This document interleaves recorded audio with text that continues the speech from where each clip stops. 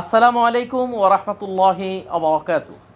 ইন্নাল হামদালিল্লাহ ওয়াসসালাতু ওয়াসসালামু আলা রাসূলিল্লাহ ওয়া আলা আলিহি ওয়া আসহাবিহি ওয়া বারিকা ওয়া সাল্লিম।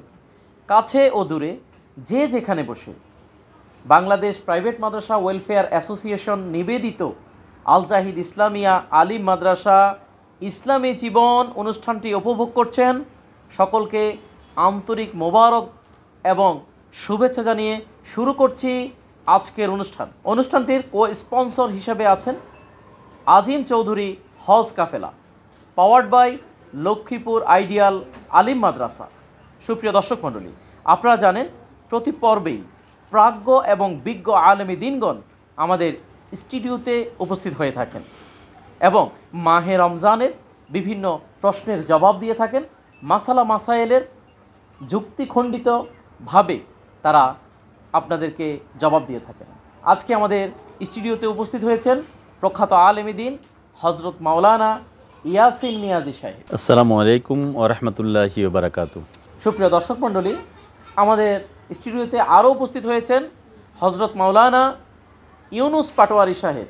আসসালামু আলাইকুম ওয়া রাহমাতুল্লাহি ওয়া বারাকাতুহু। সুপ্রিয় দর্শক মণ্ডলী, আজকে আমরা যে বিষয়টি নিয়ে আলোচনা করব, আলোচনার বিষয়বস্তু রোজাদারের মর্যাদা। আল্লাহ সুবহানাহু ওয়া তাআলা বলেছেন, আস-সাওমু লি ওয়া আনা আজজি বিহি, রোজা আমার জন্য রাখা হয় আর রোজাদারকে এর প্রতিদান আমি নিজ হাতে দেব। এই বিষয়টি নিয়ে আমরা আলোচনা করব। শুরুতে চলে যাচ্ছি হজরত মাওলানা ইয়াসিন মিয়াজি আপনার কাছে। আমরা জানতে চাচ্ছি, রোজাদারের জন্য স্পেশালি একটি মর্যাদার কথা বলা হয়েছে। জান্নাতে যারা যাবে তাদের জন্য বিভিন্ন দরজা রয়েছে, কিন্তু একটি স্পেশাল দরজা রয়েছে, যে দরজাটি দিয়ে শুধুমাত্র রোজাদাররা যাবে। বিষয়টি যদি দর্শকদের উদ্দেশ্যে বুঝিয়ে বলতেন। আসলে আমরা যে ইবাদতগুলো করি, বিশেষ করি নামাজ, কোরআন তালাওয়াত, জিকির থেকে শুরু করি, সকল ইবাদতের মধ্যে সাথে এরপরে রোজা। তো বিশেষ করি নামাজ, কোরআন তালাওয়াত, জিকির সহ অন্যান্য ইবাদতের সওয়াবটা আল্লাহ পাক রাব্বুল আলামিন একটা মাধ্যমে দিবেন, ফেরেশতাদের মাধ্যমে। রোজার সওয়াবটা আল্লাহ পাক রাব্বুল আলামিন বলছেন সরাসরি তিনি নিজ হাতে দান করবেন।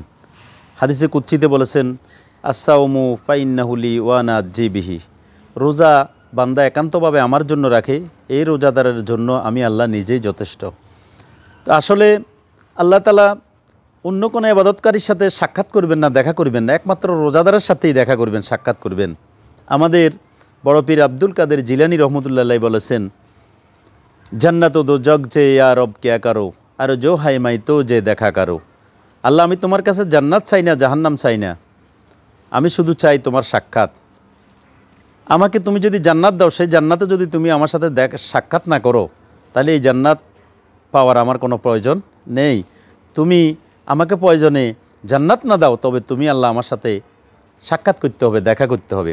এরপরে রোজাদারের জন্য আরেকটা মর্যাদা হলো, আল্লাহ পাক রাব্বুল আলামিন রোজাদারের জন্য একটা দরজা রেখেছেন। ওই দরজা দিয়ে শুধু রোজাদাররা প্রবেশ করবে।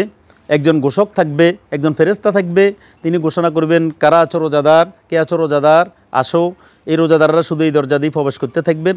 রোজাদার প্রবেশ করার পরে এই দরজাদার রাইয়ান নামক যে দরজাটা আছে, রাইয়ান নামক এই হাদিস শরীফে আসছে, এই রাইয়ান নামক দরজা দিয়ে রোজাদাররা সবাই প্রবেশ করার পরে এই দরজাটা বন্ধ করে দেওয়া হবে। আপনারা জানেন, আমাদের বাংলাদেশে যে বিমানবন্দর রয়েছে, শাহজালাল আন্তর্জাতিক বিমানবন্দর, এই বিমানবন্দরে দেখবেন অনেকগুলা লাউঞ্জ আছে, দরজা আছে। এর মধ্যে বিএপি, যারা বিএপিদের জন্য একটা, যারা মন্ত্রী, এমপি, গুরুত্বপূর্ণ লোক, তাদের জন্য একটা বিএপি দরজা আছে। ওই দরজা দিয়ে সাধারণ যদি কোনো প্যাসেঞ্জার যায়, তাকে কিন্তু ঢুকতে দেওয়া হবে না। হাশরের ময়দানেও ঠিক আল্লাহ পাক রাব্বুল আলামিনের বিএপি মেহমান হলেন রোজাদারেরা। এই রোজাদাররা ওই বিএপি দরজা দিয়ে যখন প্রবেশ করবে, অন্য লোকেরাও প্রবেশ করার জন্য আসবে, অন্য আমলদারিরা, তাদেরকে কিন্তু প্রবেশ করতে দেওয়া হবে না, বের করে দেওয়া, শুধুমাত্র রোজাদাররাই এই দরজা দিয়ে প্রবেশ করবে। এরপর বলছিলেন শাইখ, আমরা আবার আপনার কাছে আসব। ওয়াল্লাযী নাফসি মুহাম্মদ লা খুলুফু ফামি সাইমি আতিয়াবু ইনদাল্লাহি মিন রিহিল মিস্ক। আমরা এই হাদিসের অংশটুকু নিয়ে চলে যাব আমাদের প্রিয় শাইখের কাছে। রোজাদারের মুখের দুর্গন্ধ আল্লাহ রাব্বুল আলামিনের কাছে মেশকা আম্বারের চাইতেও অধিক প্রিয়। এটি কি রোজাদারদের জন্য একটি মর্যাদা? ওয়াল্লাযী নাফসি বিয়াদি লা খুলুফু ফামিস সাইমি আতিয়াবু ইনদাল্লাহি মিন রিহিল মিস্ক। আল্লাহ রসুল সাল্লাল্লাহু আলাইহি সাল্লাম বলতেছেন যে ওই সত্তার কসম যার হাতে আমি মুহাম্মদের পান। কথাটা বলার কারণ হচ্ছে এটাকে গুরুত্ব দেওয়া যে একজন রোজাদার সে যখন রোজা রাখে, রোজা রাখার কারণে সকাল থেকে শুরু করে সুবহে সাদিক থেকে ইফতার করা পর্যন্ত সে কিছুই খায় না সারাদিন। আর সারাদিন কিছু না খাওয়ার কারণে তার পেটের ভিতরে একটা গ্যাস হওয়ার কারণে মুখ দিয়ে দুর্গন্ধ বের হয়। স্বাভাবিক অবস্থায় এই দুর্গন্ধটা আমরা একজনের মুখ থেকে দুর্গন্ধ বের হলে আমরা আরেকজন সহ্য করতে পারি না, কিন্তু আল্লাহ রব্বুল আলামিন, আল্লাহ রসুল সাল্লাল্লাহু আলাইহি সাল্লাম হাদিসে বলছেন যে এটা আল্লাহর কাছে এত প্রিয় যে মেশকে আম্বরের চাইতে আরও বেশি প্রিয়। তার মানে বোঝা যায় নিঃসন্দেহে এটা রোজাদারের একটা মর্যাদা। অবশ্যই এটি মূলত তো আমাদের যে অনেকের মুখের দুর্গন্ধ থাকে সেটি নয়, মূলত এটি হলো রোজার রোজাজনিত একটি দুর্গন্ধ। শাইখ চমৎকার বলছিলেন, চমৎকারভাবে বুঝিয়ে বলেছেন। আমরা আবারও শাইখের কাছে চলে যাব। ইয়াসিন মিয়াজি, শাইখ আপনি আমাদেরকে বুঝিয়ে বলবেন, এই যে রোজাদারের এত মর্যাদা, আমরা রোজা রাখছি কিন্তু রোজা রাখার পরেও আমাদের ভিতরে তেমন কোনো পরিবর্তন আছে না, বাহ্যিক কোনো পরিবর্তন আমরা দেখি না, কাটাকাটি, হানাহানি, মারামারি সব জায়গায় রয়েই যায়। এত মর্যাদা, এত ফজিলত, এত কিছু আমরা জানার পরেও, আবার অনেকে মানার পরেও আমাদের পরিবর্তনটা কেন আসেনি, আমরা সুফলটা কেন পাইনি, অনেকের ভিতরে আমরা সুফলটা কেন দেখতে পাই না? এই সুফলটা না পাওয়ার একমাত্র কারণ হলো, যেমন দেখেন আমাদের জন্য যে খাওয়ার ব্যবস্থা আছে, বিশেষ করে আমরা গরু গোশত, মাছ, মুরগি, ভাত, রুটি এগুলা খাই।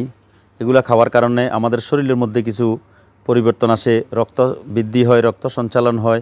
কিন্তু আমি যদি এইগুলার পরিবর্তে মাছ, মাংস, রুটি, ভাত এগুলা খাওয়ার পরিবর্তে আমি যদি কিছু ছাই অথবা ভালি যদি খাই, আর খাই যদি বলি যে আমার শরীরের পরিবর্তন হচ্ছে কেন, আমি দিন দিন শুকিয়ে যাচ্ছি কেন, আমার বিভিন্নভাবে আমি এটা খাওয়ার পরেও পেট পুরে ছাই এবং বালি, ধুলাবালি খাচ্ছি, কিন্তু দেখা যায় এটার পরেও আমার স্বাস্থ্যের কোনো পরিবর্তন আসতেছে না, রক্ত বৃদ্ধি হচ্ছে না, সঞ্চালন হচ্ছে না, এটা কেন?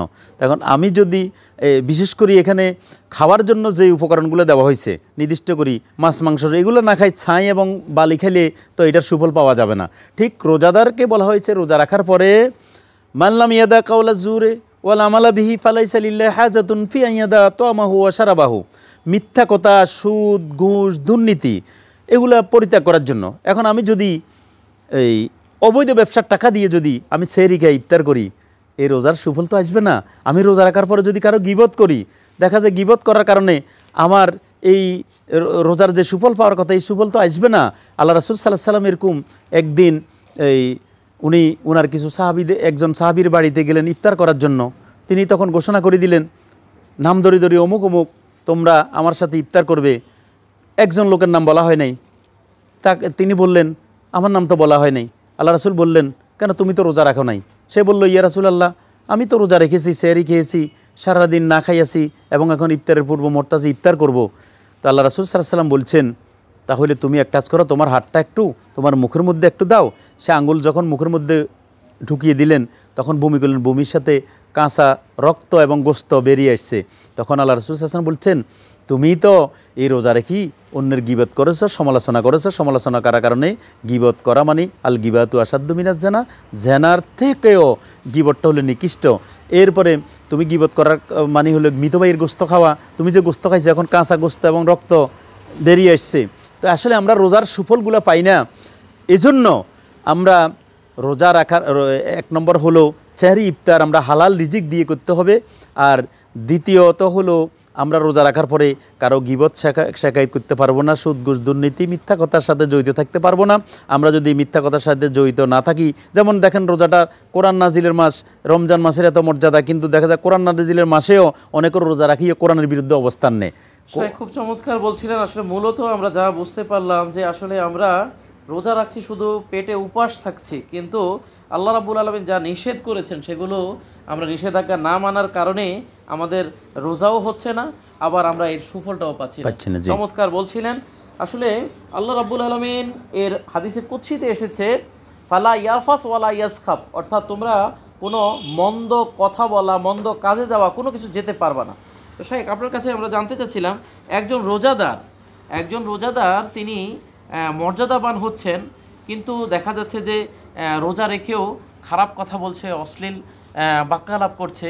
এই সারাদিন উপোস থাকার পরেও সে আল্লাহ রাব্বুল আলামিনের হাদিসে কুদসি মানে আল্লাহ রাব্বুল আলামিন সরাসরি অর্ডারটা লঙ্ঘন করার কারণে সে কি মর্যাদাবান হবে? আল্লাহ রাসূল সাল্লাল্লাহু আলাইহি ওয়াসাল্লাম বলেছেন যে আল্লাহ রাব্বুল আলামিন হাদিসে কুদসিতে বলছেন যে ব্যক্তি রোজা রাখলো কিন্তু অশ্লীল কথা, খারাপ কথা এগুলো পরিত্যাগ করলো না, অশ্লীল কাজ পরিত্যাগ করলো না, তার এই উপোস থাকার এগুলো আমার কোনো প্রয়োজন নেই, তার রোজার আমার কোনো প্রয়োজন নেই।